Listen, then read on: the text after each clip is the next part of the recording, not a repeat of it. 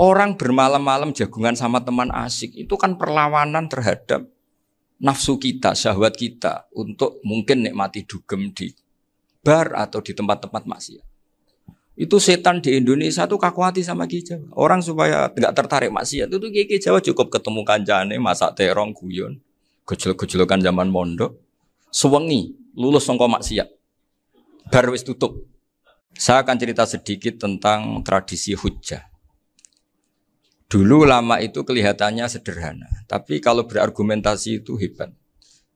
Tadi Gus Yofur menyebut kitab Mbah Hasyim itu mengharamkan kentong. Beliau masyhur itu punya kitab namanya Al-Jasus an Tahrimin Nakus. Intinya kentong itu haram. Secara dalil ini meyakinkan sekali karena ketika Rasulullah rembukan sama sahabat, kita dengan apa memaklumatkan orang kalau waktu sholat masuk. Ada sahabat yang usul pakai kentong.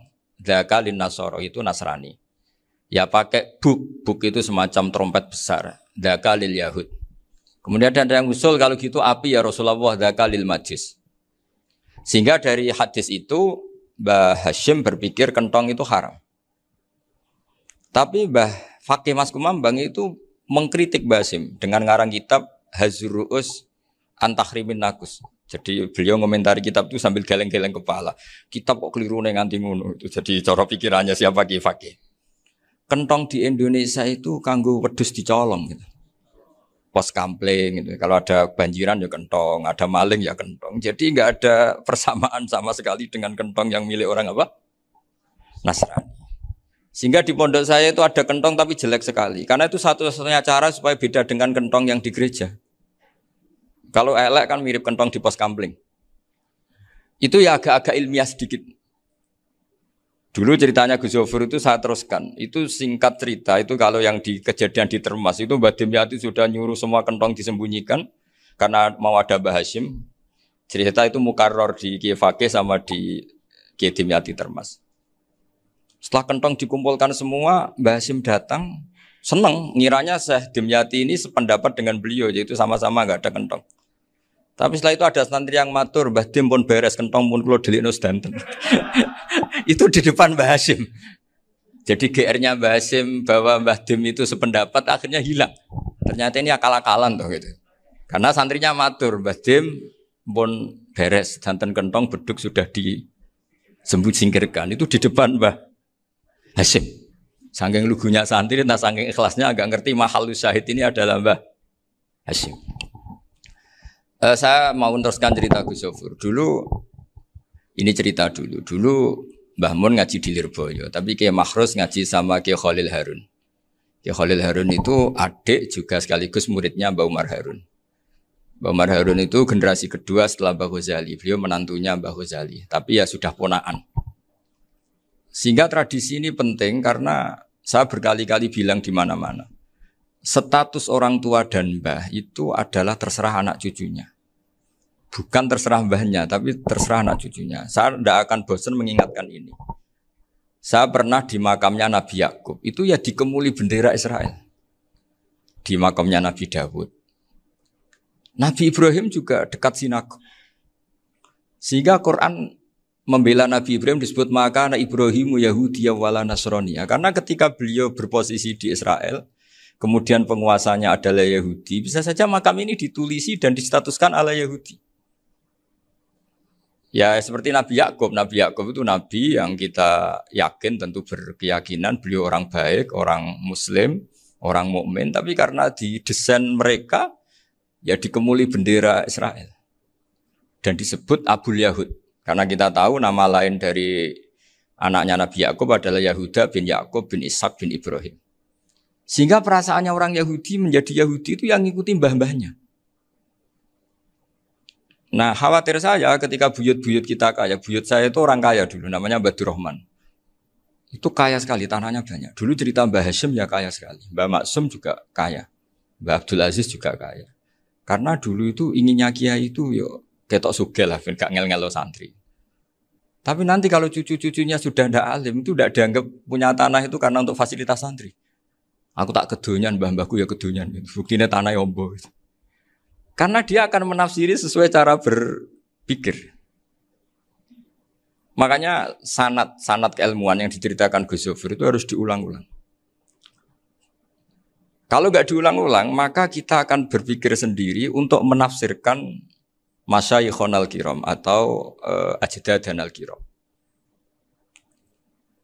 Nah, ini yang bahaya, yang sering Quran mengingatkan. Jadi ada status yang disematkan oleh anak cucu, kayak orang Yahuda tadi.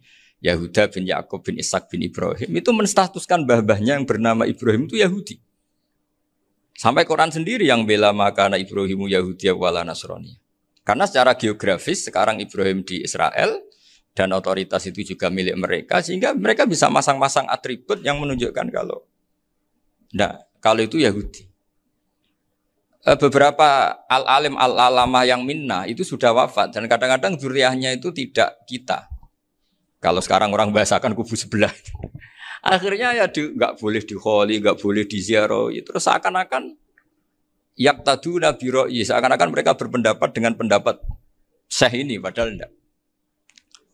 Nah sehingga tradisi ketersambungan sanad tadi, baik secara genetik atau secara asbab, itu harus terjaga. Saya beberapa kali banyaklah sering diceritain Mbah Mun. Dulu Mbah Munawir ini cerita ya, Mbah Munawir itu saking senenge kitab, ben santri ini so ngaji kitab. Itu kalau ada alumni Lirboyo, alim disuruh baca muin di sini itu Mbah Munawir ikut. Saking ingin tasjeknya, ingin ngajari santri bahwa ngapal Quran itu hafal tok, tapi yo faham. Dan penggalinya Mbah Munawir itu sampai klimaknya dulu Mbah Zaini itu nate nikah sama Nyai Komariah kalau nggak salah, binti Karim, binti Manap. Punya putra Gus Habib, Gus Doha yang diantara putrinya dinikahi Gus Rosin. Terus akhirnya kesampaian juga ketika Mbah Munawir punya mantu alim alamah namanya Mbah Ali Maksum, angsal Nyai Hasyimah. Sampai Pondok Kramcak ma'ruf bil ilmi, terutama ilmu sorof dulu karena Mbah Maksum itu komplain, fa'ala ya fulu kok terus fa'lan ya fa'ala ya fulu ya uf'ul gitu kan. Masuk fi'il kok jejer isim gitu. Jadi dulu kata Mbah Mun itu ada persaingan ilmu sorof, sorofnya Mbah Maksum Ali Kuaron sama Mbah Ali Maksum Jogja. Jadi wali antok, yang satu Maksum Ali Kuaron, yang satu Ali Maksum. Ya itu dulu saingan ngarang sorof. Nah ini yang menang siapa? Ya terserah duriannya. Kalau duriannya keren ya menang karena terserah yang kampanye. Saya bayangkan adekan Mbah Zubair tidak punya anak sealim Mbah Mun, mungkin halnya Mbah Zubair juga tidak sewow kalau punya putra Mbah Mun. Karena saya berkali-kali bilang kalau dalam syair Arab itu kama takarroma, kadang dilafatkan kama tasyarrofa bi Muhammadin adnanu. Orang berpikir Adnan itu siapa? Itu karena ada Nabi Muhammad SAW. Orang mencari-cari Mbah Mun itu mencari Mbah Zubair karena ada Mbah Mun. Orang mencari Mbah Dahlan karena ada Mbah Zubair. Wong kok alime ngono bapake sapa? Wong kok alime ngono putune sapa? Tapi kalau kita ini sudah ndak alim, ini orang sudah enggak tertarik nyari-nyari leluhurnya karena dianggap selesai. Jadi yang dengan tanda kutip yang menghabisi mbah-mbahnya itu ya mesti cucunya. Ini mau ngamuk, mau peringatan, tapi ini juga peringatan pada diri saya sendiri. Jadi sehingga zuriyah ini penting. Kenapa para nabi mesti donga zuriyatan thayyibah? Kenapa selalu berpikir tentang zuriyah? Wa ja'alaha kalimatam baqiyatan fi aqibi. Karena zuriyah ini yang nanti bisa menstatuskan leluhurnya. Seperti tadi cerita Mas Maftuh ini, tak puji betul, saya hari ini tidak ingin gojlok. Supaya kewalian saya tidak tergerus oleh kedoliman. Saya pernah diceritain Gus Zofur, juga sering baca buku tentang Mbah Maksum. Dulu Mbah Maksum kalau wasiat kembali ya gitu. Kamu harus NU dan harus mempertahankan NU. Tapi tidak dengan cara membenci Muhammadiyah. Dulu Mbah Mun juga sering cerita. Dulu Mbah Hasyim itu ngaji Syekh Mahfud. Nah, Mbah Ahmad Dahlan dulu namanya Darwis sering ngaji sama Syekh Khotib Minangkabau. Zaman itu Syekh Khotib sudah modern, sudah ikut gerakan Abdu, gerakan Al-Manar. Sehingga bawaannya Mbah Ahmad Dahlan ini agak agresif. Yang Mbah Hasyim karena hanya mulazim di Syekh Mahfud, hanya sesekali ngaji Syekh Khotib, beliau lebih seperti itu. Dan dua beliau ini sama-sama pernah ngaji Mbah Soleh Darat di Semarang. Mbah Hasyim sama Mbah Ahmad Dahlan yang dulu namanya Darwis. Jadi ini masih min minuskatin wahidah mimam bain wahid. Sehingga kita tidak kaget ketika Mbah Ali Maksum mengomentari Muhammadiyah itu masih ahli sunnah wal jamaah. Makanya nanti terakhir saya baca kitabnya Mbah Ali dan sering saya pelajari. Andai kan kita ini sepakat dengan ilmu, ya kita tahulah Kalau Abu Hanifah itu tidak kunut, Imam Syafi'i kunut. Berarti kunut itu mazhabnya Abu Hanifah, bukan mazhabnya Mbak Ahmad Dahlan. Apa ndak kunut itu mazhabnya Abu Hanifah, bukan mazhabnya Mbak Ahmad Dahlan. Kita kunut itu mazhabnya Imam Syafi'i, bukan mazhabnya Mbah Hasyim. Ini semuanya masih dalam bingkai ilmu. Adzan qabla subhi juga riwayatnya jelas. Tidak adzan ya sudah perilaku kita sudah jelas. Dulu Mbah Mun sering didik kita gitu. Saya sering dengar cerita kalau dulu Pak Arif Fakhruddin begitu hormat sama Mbak Ali, apalagi zuriyahnya Mbak Azhar Basir, karena beliau dulu ngaji di Termas. Dulu itu nggak ada masalah karena semuanya dianalisis pakai ilmu. Tapi sekarang pakai identitas, yang kunut itu NU, yang nggak kunut Muhammadiyah. Berarti Abu Hanifah itu Muhammadiyah, Imam Syafi'i itu NU. Berarti Imam Syafi'i itu ya anak buahnya Ki Miftahul Ahyar kira-kira gitu, karena anak buahnya Pak Said Akil. Kan terus jadi repot. Dulu kita ini pengagum ilmu, bukan pengagum perbedaan. Sehingga di sini yang saya kagum dari sekian ceritanya Mbah Ali Maksum, supaya kitab ini to the point, supaya nggak lama-lama karena waktunya juga. Nanti kalau kemalaman ini kena semprit ini sudah. Ini diantara yang diceritakan Bali itu unik. Imam Syafi'i itu sering tawassul, sering wasilah sama siapa itu? Abu Hanifah. Ini sudah tak petakan, saya baca yang sensitif lah. So, yang ini ya. Ziyar al-Babus Samin, terus sebentar ini yang bab tawassul.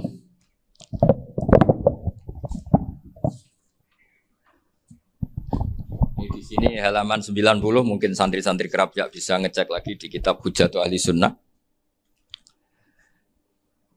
Ketika cerita tawassul, di antara yang diceritakan Mbah Ali Maksum adalah perilaku ya, bukan sekedar statement tapi apa? Perilaku. Perilakunya Imam Syafi'i atau ahwalnya kalau bahasa halusnya, yang selalu ke makamnya Abu Hanifah untuk tawassul. Padahal Imam Syafi'i itu orang yang secara ilmu sering kritik Abu Hanifah.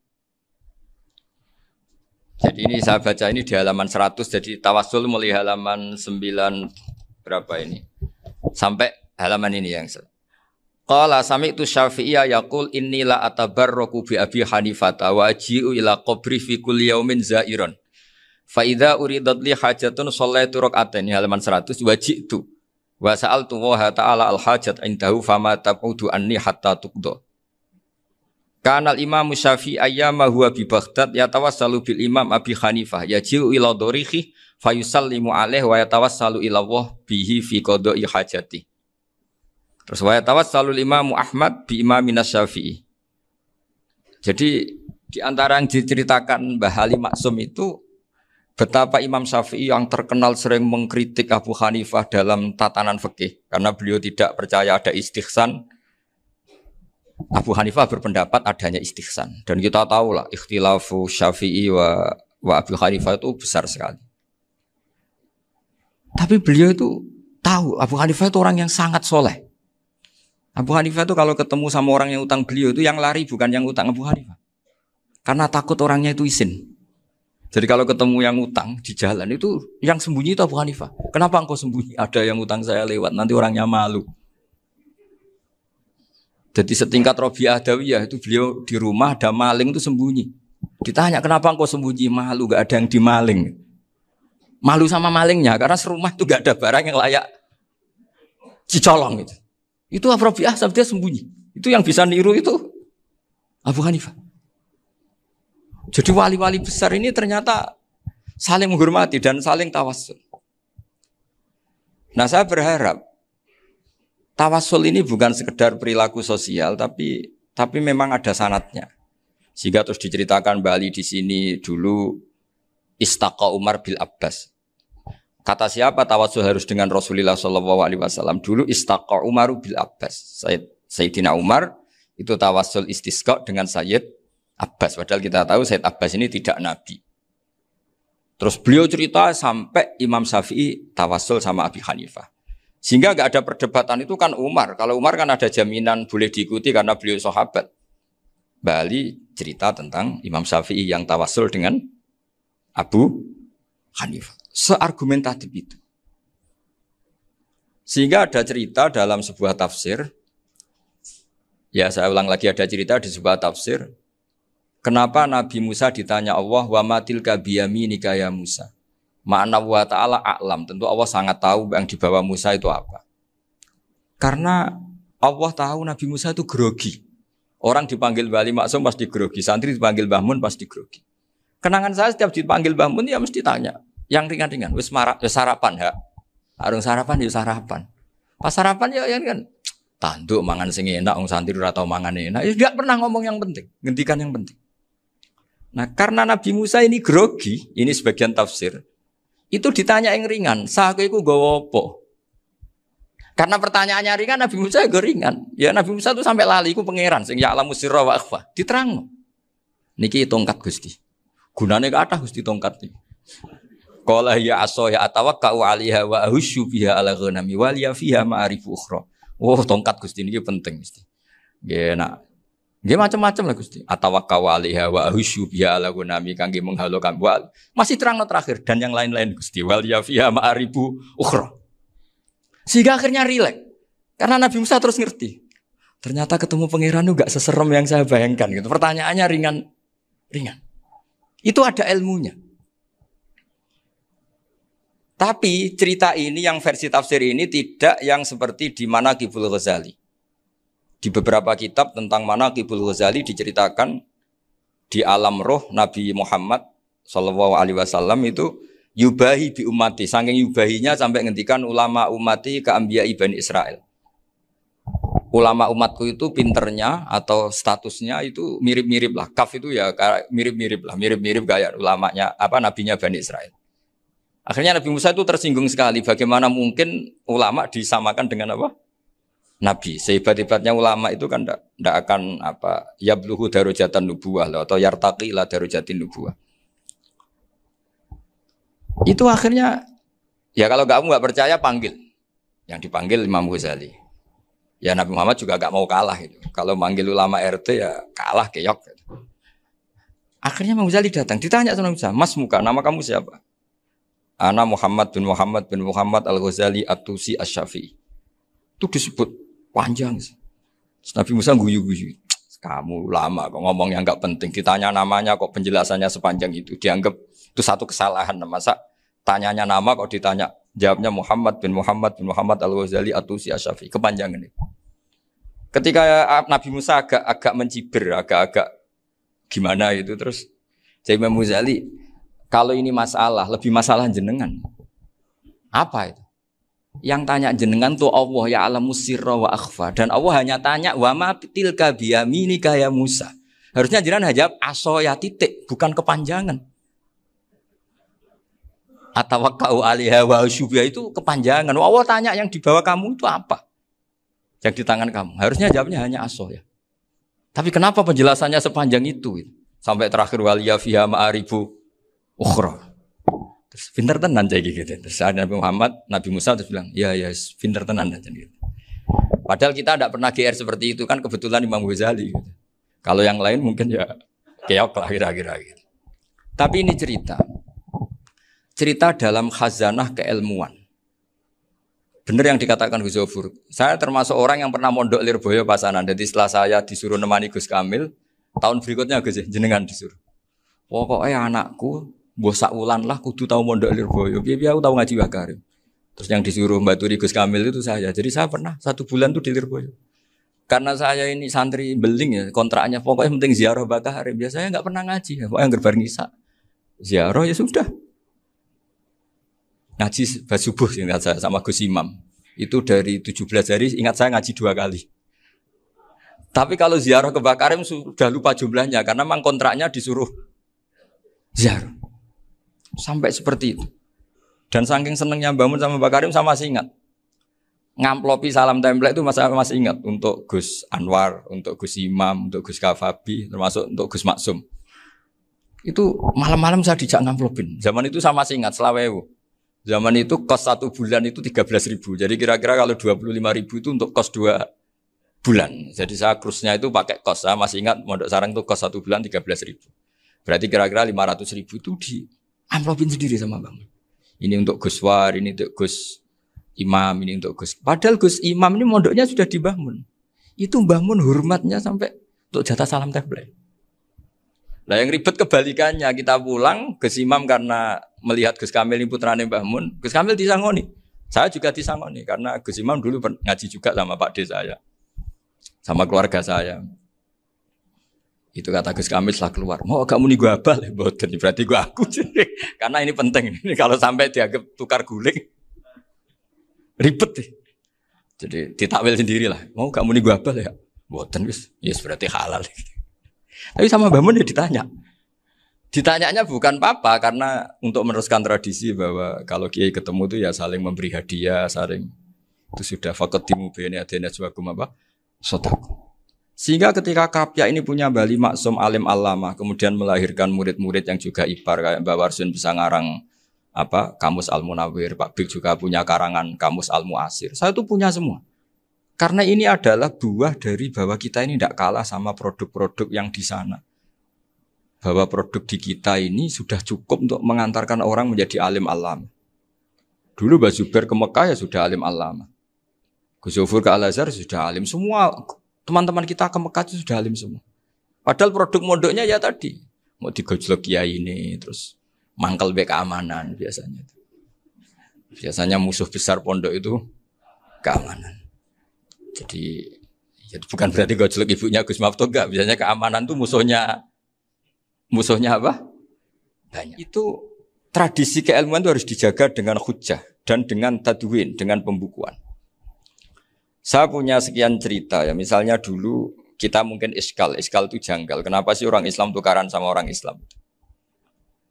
Sehingga di antara doa Nabi yang enggak dikabulkan Allah, enggak boleh dikabulkan sama Allah enggak boleh, bukan berarti enggak mustajab. Redaksinya famana aniha, memang enggak boleh. Redaksinya bukan falam yastajib lahu tapi famana aniha.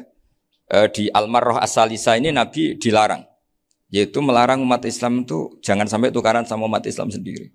Itu kata Allah, ya tidak bisa kata Allah, kalau itu tidak saya kabulkan. Itu dulu guru-guru kita nyontohkan sederhana. Kira-kira kalau saya tukaran wek Gus Zofuru, Mbah Mun luwih ikhlas dibanding ditukari wong liya. Nakno kakak ditabuk adik, wong tua luwih ikhlas dibanding ditabuk tonggo. Barokahnya membaca kita lebih mentoleransi. Kalau ada Mbah Hashim dikritik Mbah Fakih Mas Kumambang, kita ikhlas itu. Tidak dikritik guru PAUD, itu kan. Atau dikritik orang-orang yang nggak bisa ngaji. Artinya ternyata keliru kita bilang kiai kok tukaran. Justru bagus kiai tukaran. Dibanding kiai dikritik guru PAUD atau dikritik orang-orang yang nggak bisa baca kitab. Akhirnya barokahnya baca kita menjadi tahu.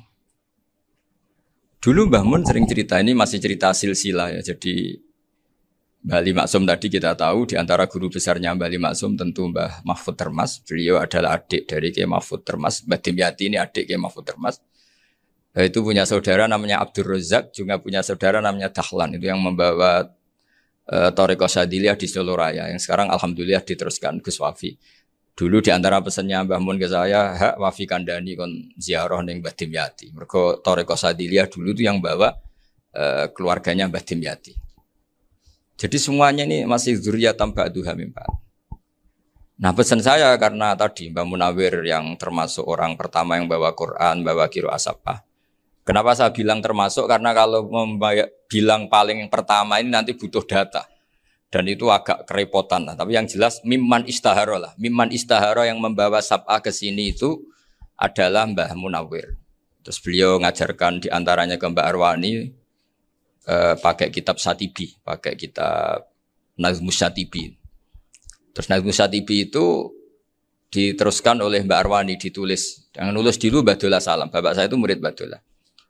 Dulu Mbak Dola sebelum ke Mbak Arwani ngaji sama Ki Said di Sampang. Bapak saya sebelum ngaji di Mbak Dola sudah hafal Quran lewat buyut saya sendiri namanya Ki Zubaidi. Yang Ki Zubaidi akhirnya jadi menantunya Mbak Ahmad Su'eb.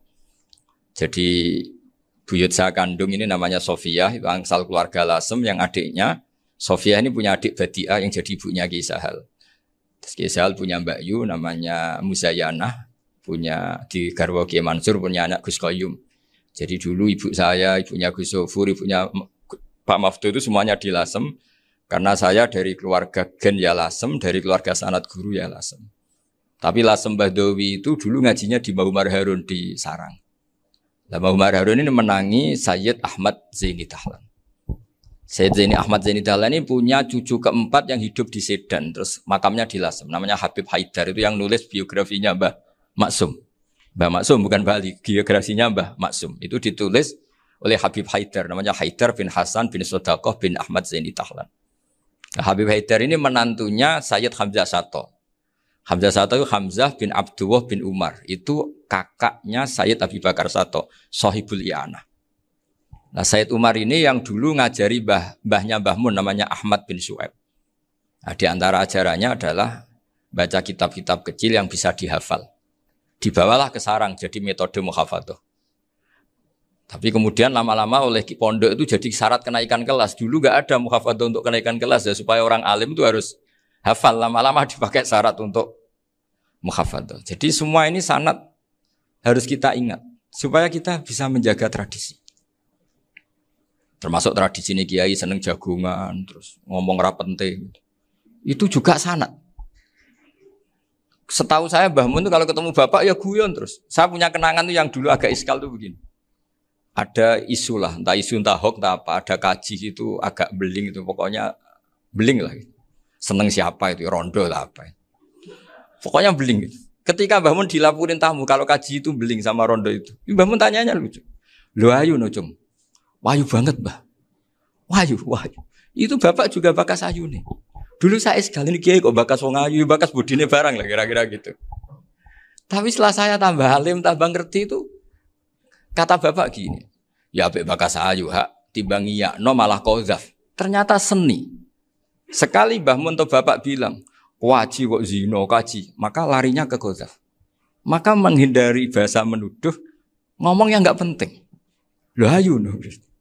Jadi kiai dulu tuh orang sok suci tapi menghindari hal-hal yang jadi punya seni untuk ngelola kehidupan. Orang bermalam-malam jagungan sama teman asik itu kan perlawanan terhadap nafsu kita, syahwat kita untuk mungkin nikmati dugem di bar atau di tempat-tempat maksiat. Itu setan di Indonesia tuh kakuati sama Ki Jawa. Orang supaya tidak tertarik maksiat itu Ki Jawa cukup ketemu kancane masak terong guyon, gejol-gejolokan zaman mondok, suwengi lulus sangka maksiat. Bar wis tutup. Perlawanannya sederhana, enggak pakai tahajud, enggak pakai wiridan karena Ki Jawa juga koyoke rapati potongan ahli ibadah gitu. Itu jagungan gitu.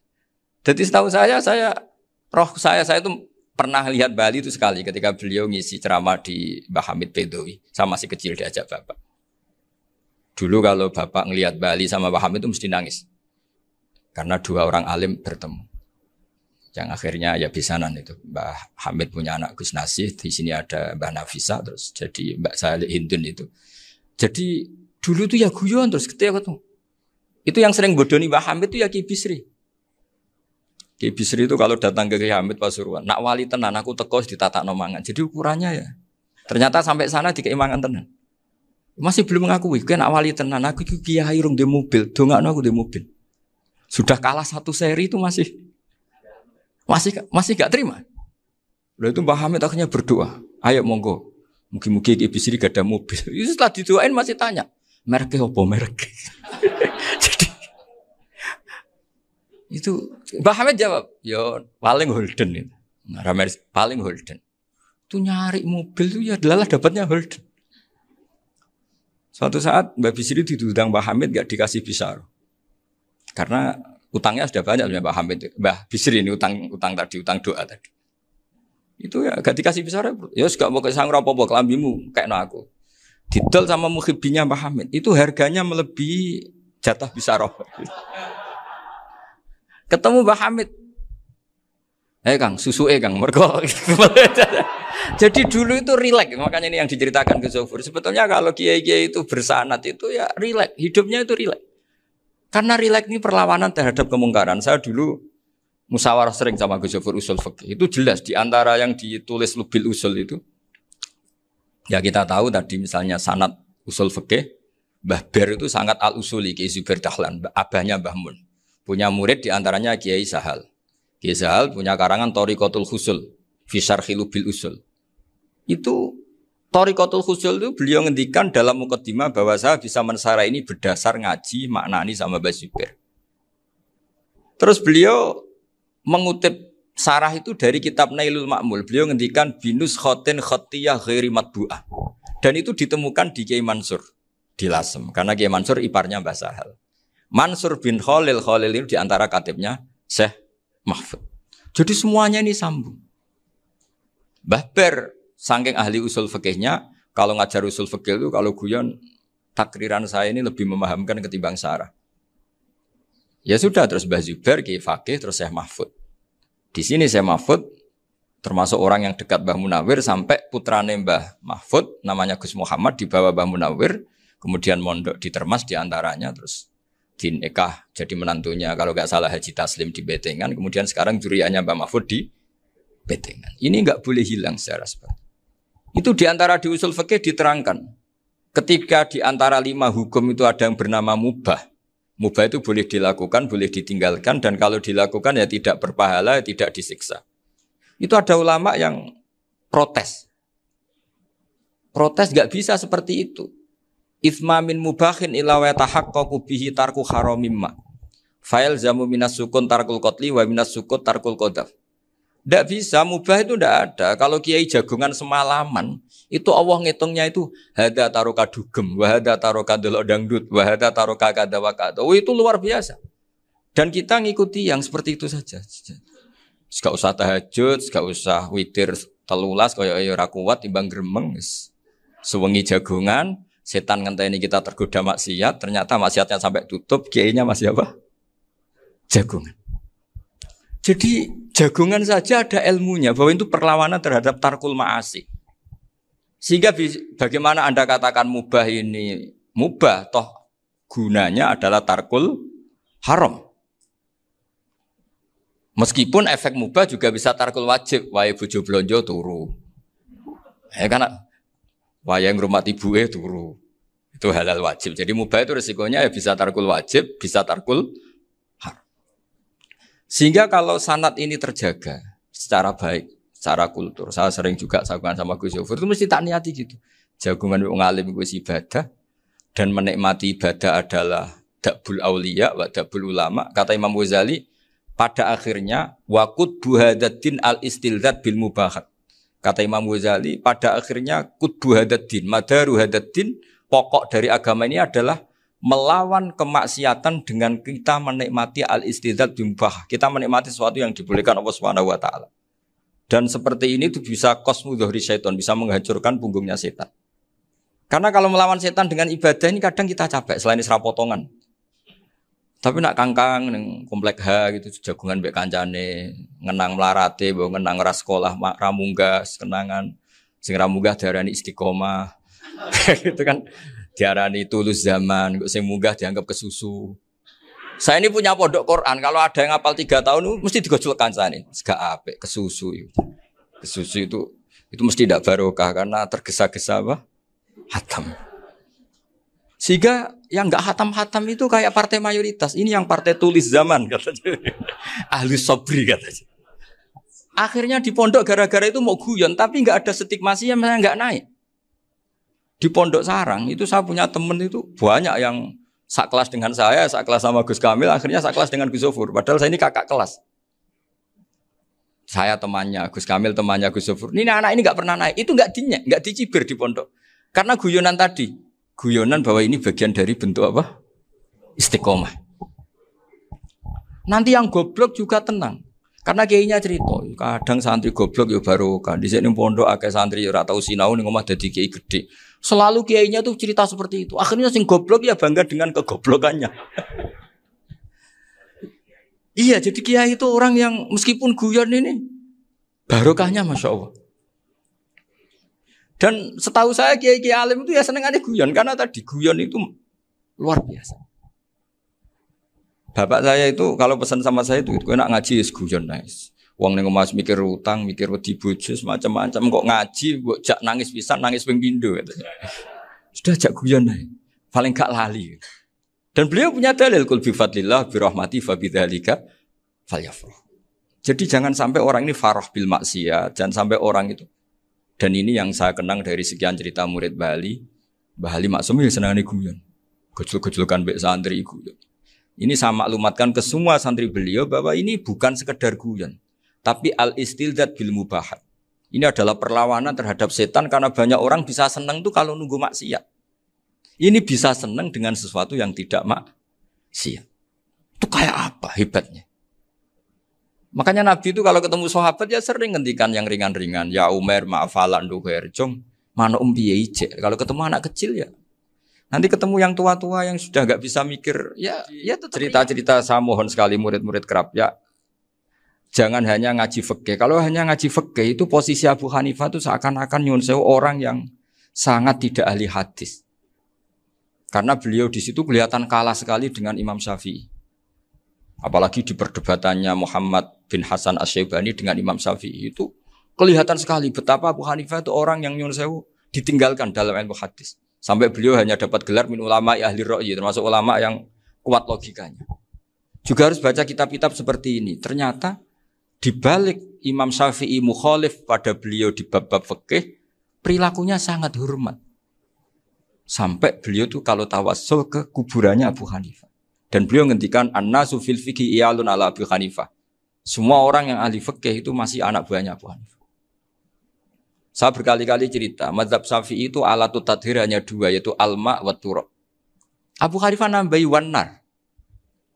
Alasannya Abu Hanifah orang mukmin yang dosanya banyak itu dibakar di neraka dan alasannya Allah litadhirihim untuk mensucikan mereka. Sehingga pikirannya Abu Hanifah an-nar itu min alatit tadhir. Apa yang terjadi ketika bata itu batu bata yang dibakar di situ campur teledong campur apa-apa itu kalau sudah mazhab Abu Hanifah selesai sudah suci karena sudah ngelewatin pembakaran. Meskipun kita tidak akan kalau kehilangan air terus wudu dengan api bisa bunyak semua itu. Tapi apapun itu menjadi solusi. Sehingga saya punya kitab namanya Ikhtilafu Malik Ikhtilafu Malik wa Abu Hanifah atau Ikhtilafu Syafi'i ma Abu Hanifah. Itu kelihatan sekali kalau Abu Hanifah itu nyuruh posisinya kalah. Karena yang ngarang orang-orang Syafi'i. Tapi kalau melihat kitab-kitab kewalian, misalnya di kitab Mizan Kubro ini juga sering disebut kisah itu Mbah Ali Maksum tentang Imam Sa'roni. Berkali-kali beliau mengutip Mizan Kubro. Itu Abu Hanifah adalah orang yang sangat mukasyafah. Artinya ketika Nabi cerita air wudu itu menjatuhkan dosa, tidak ada air wudu yang jatuh ke kamu kecuali saat itu juga dosa kamu jatuh. Itu beliau datang ke Madharota Kufah. Kemudian beliau bilang sama si orang tua tadi, tub anizina. Orangnya terus bilang atubu minazina. Ada lagi pemuda datang dibilangin tub an ukuki walideka. Terus bilang tub tu an ukuki walidaya. Sampai yang terakhir ada tub an simai alatilahwi atau an samai alatilahwi. Terus tub tu an samai. Ketika orang itu ditanya, kenapa engkau begitu tahu dosanya apa? Saya tahu air wudhu ini menjatuhkan apa. Jadi kira-kira kalau zina mungkin ya batang babi lah. Kalau hanya sekedar melihat bak-bak mungkin ya curut atau tikus lah kira-kira gitu. Nah dulu sediluk ya mungkin ya tikus cilik gitu. Nah dulu suwi ya tikus werok itu atau apalah. Pokoknya beliau itu tahu.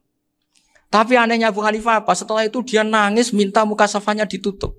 Ya Allah saya ini mukasafah kok malah menjadi tahu sawatil mukmin. Padahal aturan syariat jenengan man satara musliman satarahu bahwa enggak baik melihat jeleknya orang mukmin. Minta ditutup. Makanya saya ini bangga ada mukasafah. Makom yang kita sampai sekarang tuh makom setelah Abu Hanifah mukasafah. Jadi Abu Hanifah repot-repot mukasafah, minta makomnya ditutup tidak menjadi mukasafah. Dan alhamdulillah kita sudah tidak mukasafah sebelum minta ditutup. Jadi kita ini keren. Keren karena aturannya itu man satara musliman satara huwa, yang tidak tahu aibnya orang muslim maka Allah akan nutupi aibnya di akhirat. Dan kita alhamdulillah barokahnya tidak mukasafah, tidak ngerti aibnya orang mukmin. Jadi kita harus pakai patokan ilmu. Saya ulang lagi, kita harus pakai patokan. Makanya saya tahu betul ketika Kiai Hamid Pasuruan, beliau dulu ngaji Jamul Jame, ngaji Juman, Bali Maksum di sana sama Gus Habib, sama Gus Muhammad bin Mahfud. Termasuk mbah saya kandung dulu Kiai Sidik, mbah saya yang dari itu juga ngaji di Termas. Bapak saya dulu Kiai Nur Salim ngaji di Buyut Baiti. Dulu itu kawin juga sederhana, kak cerita Gus Sofur. Jadi bapak saya kandung itu Kiai Nur Salim itu ngaji di Mbah Baiti. Mbah Baiti itu adik kandungnya buyutnya saya dari ibu. Nah, Mbah Bedi itu teman akrabnya mbah saya namanya Kiai Nursam, Mbah Nursam. Singkat cerita terus Nur ke Jorabi arata Arabekno itu. Setelah bapak saya ke Badullah mau ditawarin jadi mantu, kata bapak saya kula pun dipek mantu Mbah Bedi. Akhirnya dapat ibu saya itu. Karena ibu saya itu cucu Mbah Bedi, cucu lambung. Jadi mbahnya ibu saya itu Mbak Yunya Mbah Bedi. Namanya Mbak Sofia tadi yang dapat Mbak Idris itu. Yang Mbak Idris ini bin Umar. Ya Mbak Umar yang mbahnya Mbak Hamid. Hamid bin Abdul bin Umar. Kalau bahasa itu Fatimah binti Idris bin Umar. Dulu kecilnya Mbak Idris namanya Abdul Khalik. Kalau kecilnya Mbak Hamid namanya Abdul Mukti. Kalau kecilnya Mbah Maksum namanya Muhammadun kalau nggak salah. Dulu itu orang dulu itu namanya dua-dua karena diganti ketika musim apa? Haji. Jadi ini terjaga. Sehingga tidak ada ceritanya kiai-kiai yang jagongan kemudian santrinya itu yang agak-agak khawatir. Kiai kok sungi-sungi jagongan, gak tahajud, gak duha, itu tidak ada. Karena ini dianggap fi'lul mubahat untuk melawan mungkarat. Jadi sehingga di kitab Ikhya diterangkan, kamu jangan ngira orang-orang soleh ketika jagongan itu min ahlil bitolah wa takasul. Itu orang-orang yang pemalas itu enggak. Tapi mereka bisa mengasiki Allah. Bahwa dalam jagongan ketemu teman ya asik, gejul-gejulkan sama Pak Maftuh ya asik. Dan keasikan ini bentuk perlawanan terhadap keasikan harus dengan maksiat. Itu kayak apa kalau kita ngaji sampai seperti itu. Termasuk tadi yang diceritakan Pak Maftuh kitab Hunyah. Semoga beliau cerita juga pernah belajar. Saya pernah belajar kitab Hunyah khatam. Itu diantara yang diceritakan Syabdul Qadir Al-Jilani tadi kata beliau Al-Jilani dipakai Jim Al-Jilani. Ini agak beda dengan kita. Mbah Zubair itu punya kitab namanya Al-Qalaid Al-Uluyah. Beliau menfatwakan nama-nama ajam itu kamu bebas. Ajamiyun fasna bihi masyita. Sehingga kita kalau punya kiai harus mau cokolal ustukhri. Sehingga mau cokolal istukhri. Tirmidzi juga nasibnya sama. Qolat rawahut Tirmidziyu. Sehingga rawahut Turmudziyu. Yang satu rawahut Tarmidziyu. Ya karena kita keluarganya Tarmidzi apa enggak gitu. Makanya kata Mbah Mun sama masih ingat. Kata cerita Gus Zofur tadi, adabnya Gus Zofur itu cerita tentang keluarga ibunya. Padahal keluarga ibunya juga orang-orang soleh yang luar biasa. Itu kata Mbah Mun, kowe roh jenenge Imam Bukhari tahu ya.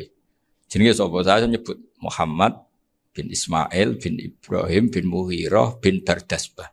Lah iya Bardasbah mbok waca Bardisbah yo. Lah cara kene mbok Parmin mbok Parlan. Jadi Bardisbah mbok Bardasbah iku cara kene yo Parmin Bapak.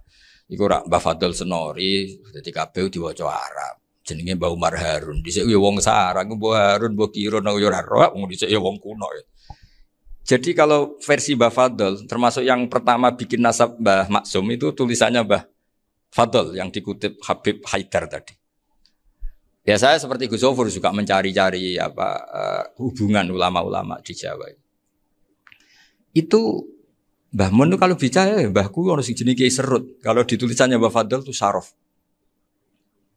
Jadi Mbah Fadl itu fanatik orang-orang alim itu ditulis Arab, kalau Mbah Mun itu Jawa. Dulu tuh ada wali seto di daerah saya. Dulu orang ya janggal, ternyata ada sato itu kesamaan di Arabnya itu.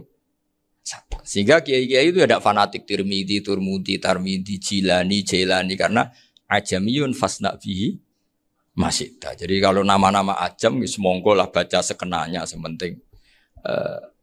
Cuma mungkin tahqiqnya benar Pak Maftuh tadi memang di Mu'jamul Buldan itu Al-Jilani bikasri jim ya sudah kita baca Al-Jilani.